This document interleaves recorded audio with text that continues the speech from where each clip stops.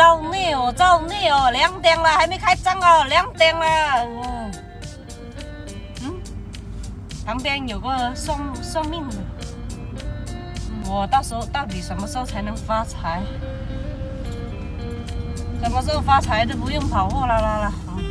难搞，给你们看一下。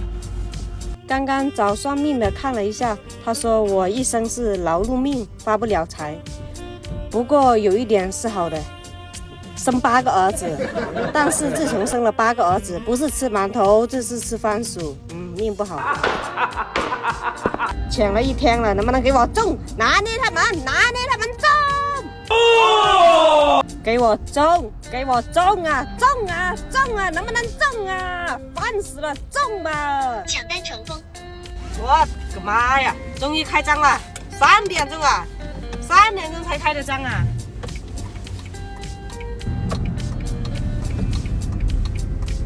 请提前走最左侧车道。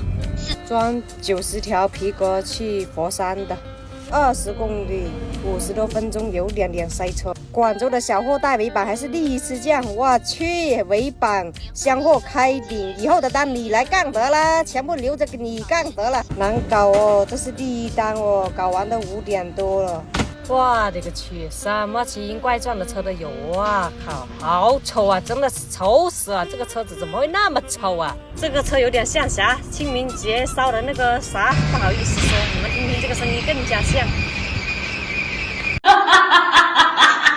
在金沙洲这里接了1单回那个龙龟的，然后呢，就有人跟说，我得把副驾驶收拾一下才行。驾驶室有点乱，有点多东西，得赶紧收拾一下才行。看一下够不够乱，连个人都坐不下，得赶紧收拾一下才行。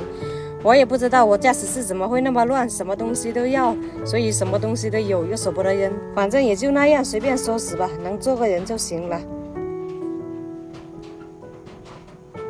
上完货了，老板问我吃饭了没有，我说中午打了1份快餐，还留着一半，今天晚上吃的。老板一听，我去，这么热的天肯定会臭了，叫我赶紧把它扔掉，说请我吃快餐去。其实能吃是能吃，老板都这样子说了，我也不好意思不扔了。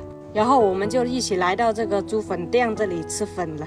我点了1份扣肉粉，哇，好多啊！